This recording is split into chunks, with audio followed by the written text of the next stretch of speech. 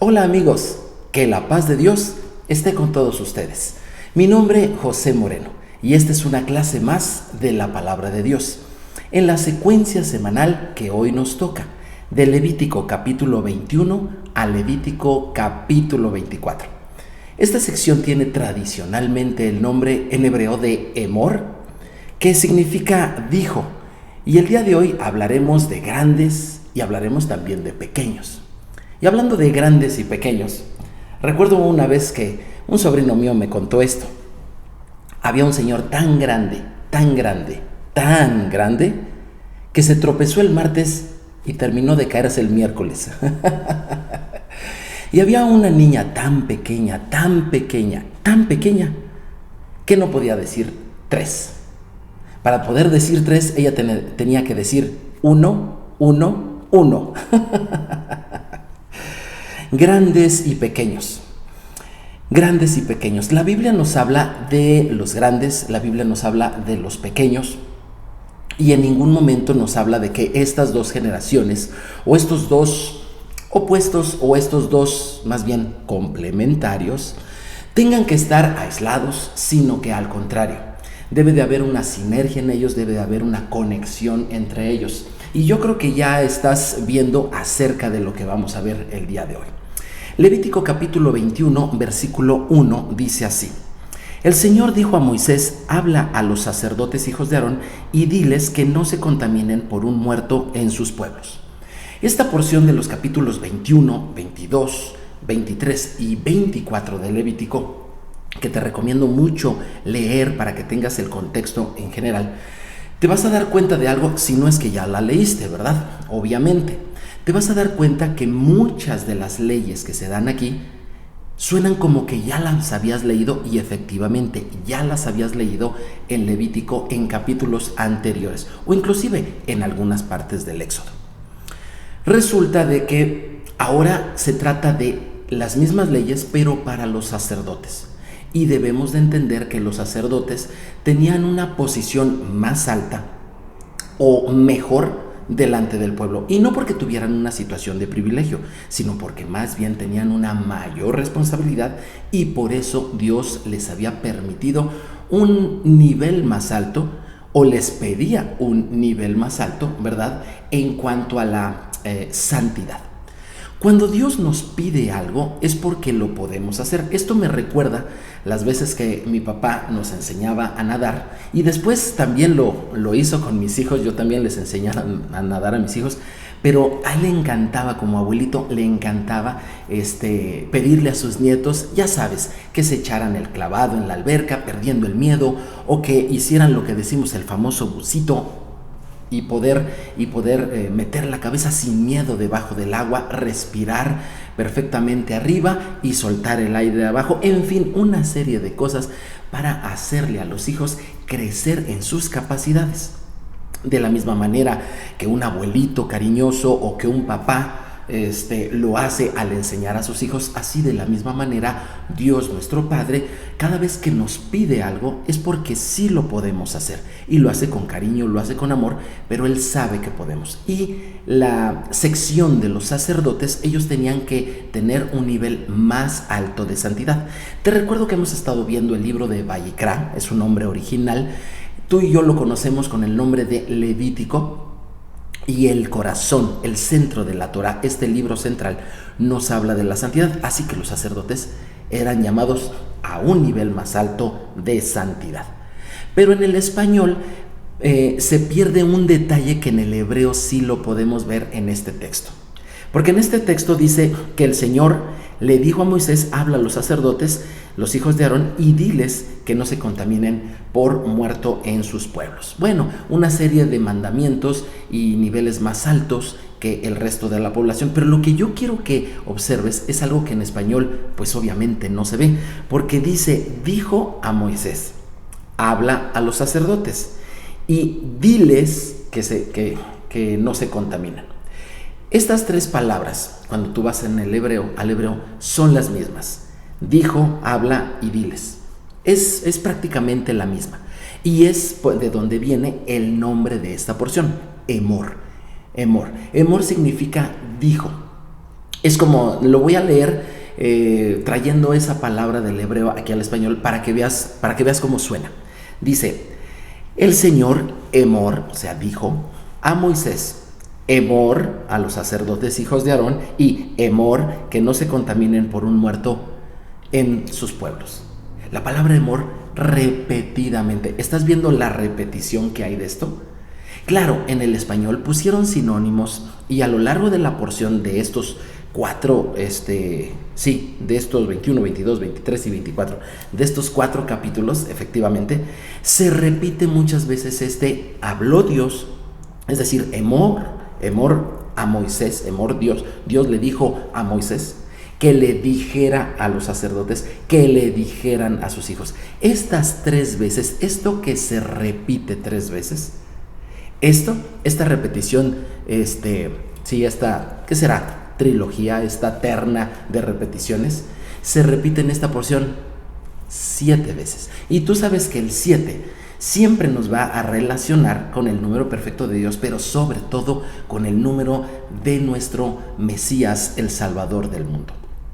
Así que Dios le dijo que le dijera, para que le dijeran, esta repetición de decir es algo que nos está hablando de la obra de Yeshua de Nazaret.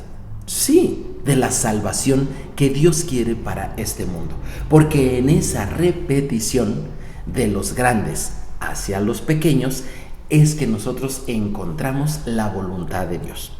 Te voy a decir te voy a mencionar las repeticiones que vienen para que tú tomes nota y las busques ahí en tu Biblia. Dice en Levítico 21:1 la primera repetición así de diles, que les diga, que les digan. Es como si una interminable cadena de instrucción va a pasar de generación en generación para que esta comunidad, este pueblo que ha salido de Egipto, tenga una identidad de nación. Para que ellos aprendan de generación en generación a desechar lo malo y elegir lo bueno. Abstenerse de cosas que hemos estado viendo en aspectos de negocios, en aspectos de su sexualidad, en aspectos inclusive de su alimentación. Desechar cosas para elegir lo mejor. Elegir lo mejor obedeciendo y obedeciendo para crecer como una nación. En Levítico 21:16 al 17 también les dice a los sacerdotes, pero ahí no les está hablando acerca de su pureza, de su matrimonio, de su cuidado personal, sino les está hablando de que ellos, los sacerdotes, cuando sirvan a Dios, deberían de hacerlo personas que no tuvieran ningún defecto físico ellos. No podía acercarse. Sí, serían sacerdotes si tuvieran un defecto físico, sí, comerían de las cosas sagradas, pero no podían hacer los sacrificios, no podían ofrecer a Dios, ¿sí? Sí se les consideraba como sacerdotes, pero en una cuestión diferente. Los que ofrecían sacrificio tenían que ser sin defecto físicamente. Levítico 22, del 1 al 2, Levítico 21-24, les habla acerca de los sacerdotes y está hablándoles respecto a lo de su alimentación. Entonces imagínate, a los sacerdotes se les daban normas respecto de su conducta, su matrimonio, su cuidado, su alimentación, su condición física. Esto nos habla de que los sacerdotes tenían una norma más grande y que todo esto prefiguraba, ¿verdad?, al gran sumo sacerdote tuyo y mío, que es Jesús de Nazaret, Yeshua, mi Nazaret. Y este gran sumo sacerdote obviamente tiene un estándar de santidad muy por encima de cualquier persona, ¿verdad? Porque es lo que Dios espera de los sacerdotes. Pero las repeticiones, estas repeticiones de diles, que les digan, de generación en generación, sigue en Levítico 22, versículo 1 y 2, y allí le habla al pueblo. Y ellos también tenían que tener... El pueblo también tenía que tener un nivel elevado de santidad en cuanto a su pureza, su alimentación y su matrimonio. O sea, no solamente los sacerdotes, sino esto también el pueblo.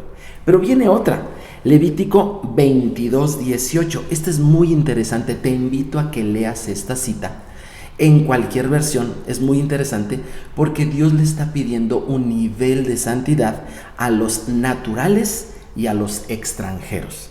En otras versiones dice a los que son israelitas y a los que no lo son, a los que son extranjeros. Qué interesante que el Señor le pide también santidad a lo que el día de hoy tú y yo podríamos llamar el pueblo judío, pero también Dios le pide santidad por igual a los que no son judíos. Interesante. Capítulo 23. Allí la repetición de diles, que les digan, se refiere a todas las fiestas anuales, a las celebraciones del Señor. Ya sabes de ellas, ¿verdad? La Pascua, la fiesta de panes sin levadura, la fiesta de Pentecostés. En fin, te daré una lista al final de esta clase para que tú tengas y sepas cuáles son esas. Entonces, había unas normas también en cuanto a sus celebraciones. Y finalmente, Levítico 24, del 1 al 2, viene el emor, la repetición.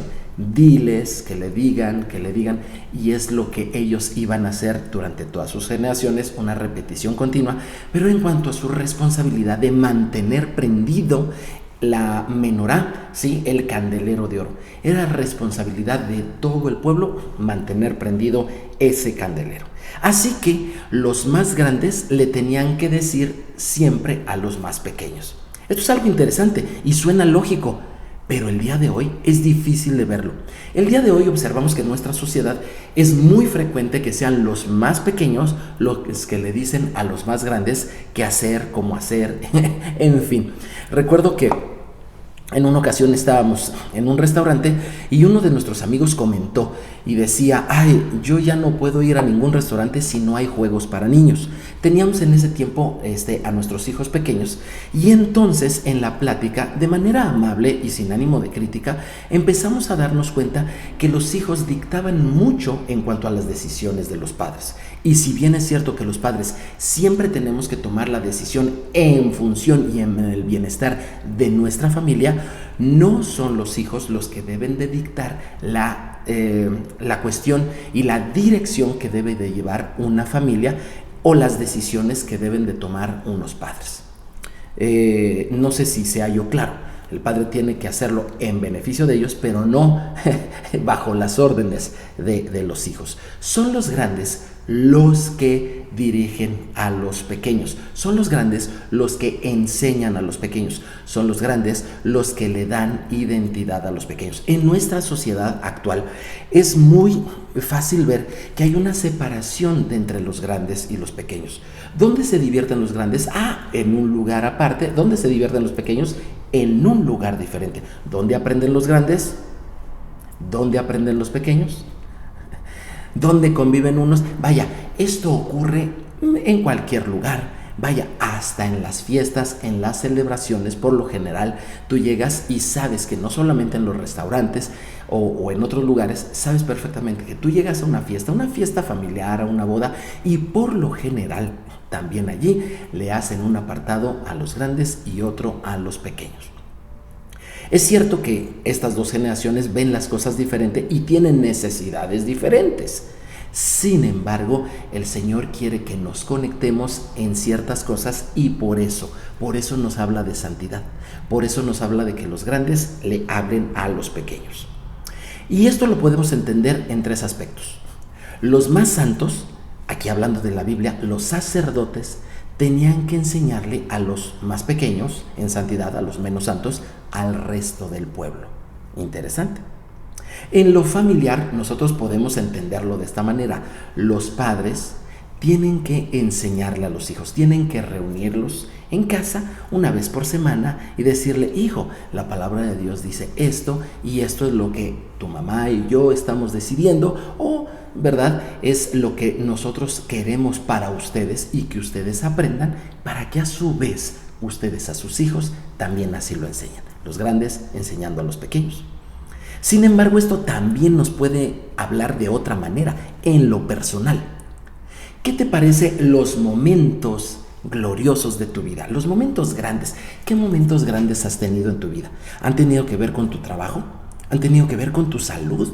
¿Han tenido que ver con tus logros académicos? ¿Con el desarrollo de alguna empresa?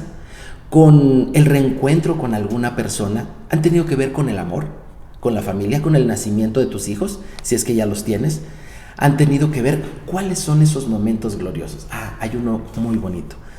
Hay un momento glorioso que es cuando tú te encuentras con tu Padre Celestial, no importa dónde estés. Puede ser en tu habitación, puede ser en el campo, puede ser camino de tu trabajo, puede ser en una reunión, ¿verdad?, donde se esté hablando de la palabra de Dios.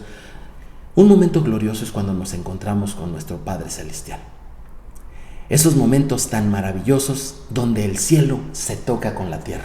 Y quisiéramos que nuestra vida estuviera lleno de esos momentos gloriosos, cuando sonreímos, cuando nos abrazamos, cuando nos perdonamos.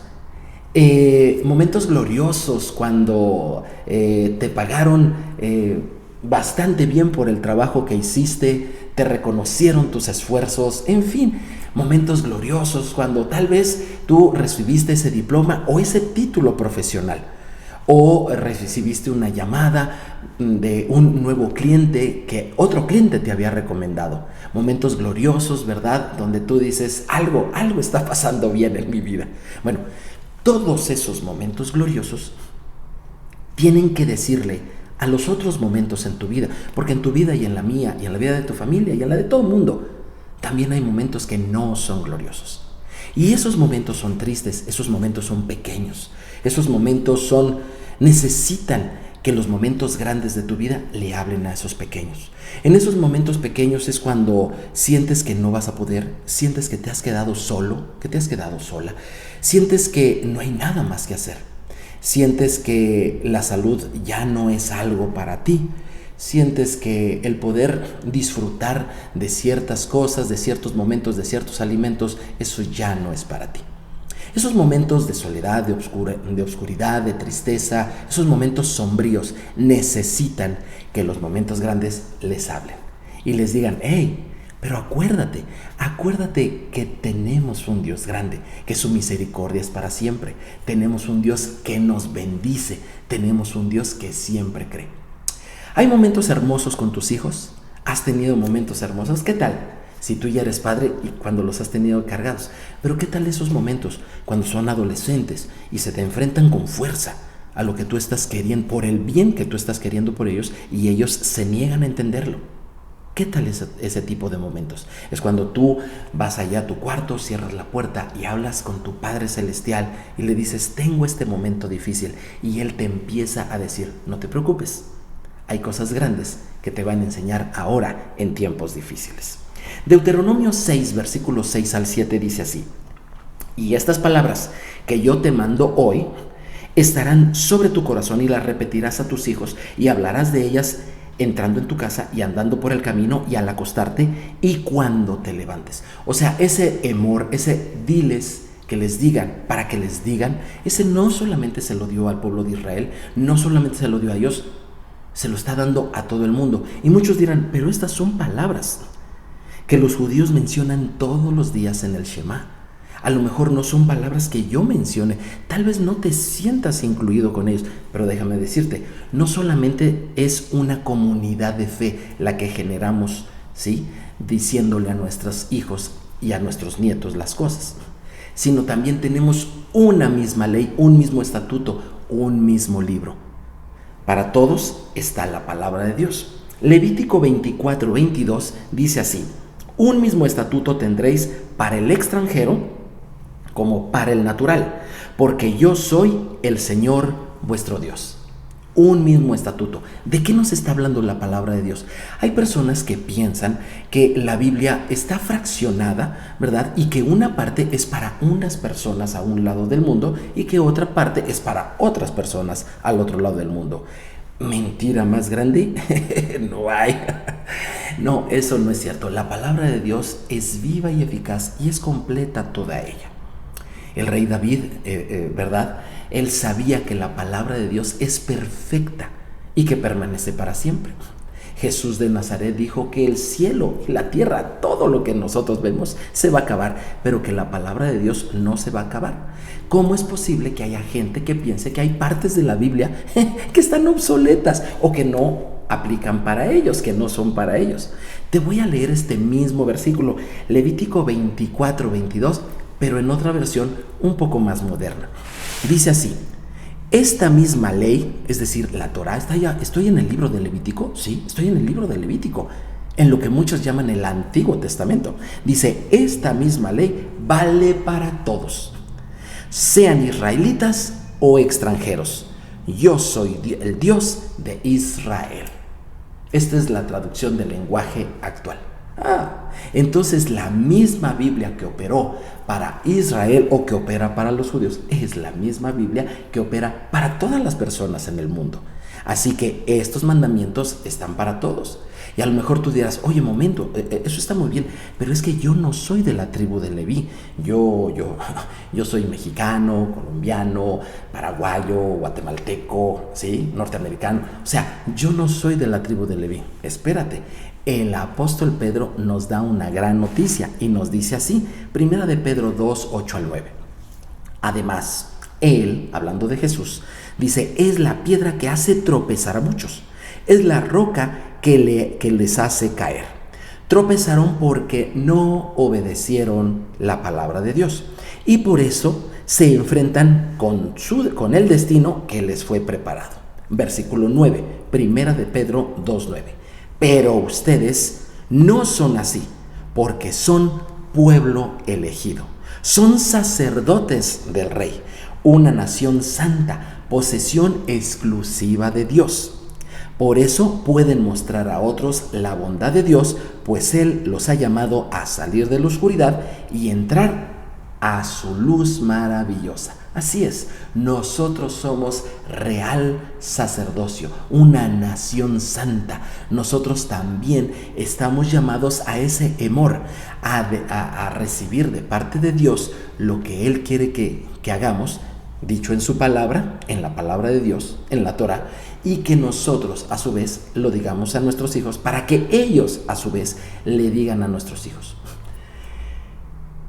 En Occidente se ha hecho mucho énfasis acerca de llevar el mensaje del Evangelio a todas las personas de nuestra generación. Y eso está muy bien. Hay que hablarle de Cristo a nuestros amigos, a nuestros familiares. Hay que hablarle de Cristo, de nuestro Señor Jesús. Hay que hablar de la palabra de Dios, de la confiabilidad que tiene el Dios de Israel cada vez que acudimos a Él. Hay que hablarle a todo el mundo. Sin embargo, y muy marcado aquí en Occidente, se ha omitido casi por completo el hecho de la gran responsabilidad que dice Dios que lo hagamos con nuestra familia. La gente está muy ocupada yendo a salvar el mundo y perdiendo a su familia en casa. Como dijéramos aquí en México, luz de la calle, obscuridad de la casa. Pero la Biblia no te dice, no hace mucho énfasis en que vayas y salves a toda tu generación.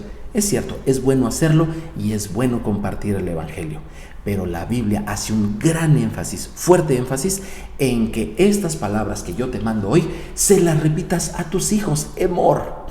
Díselas a tus hijos y díselas para que ellos a su vez, Emor, se las digan a tus hijos.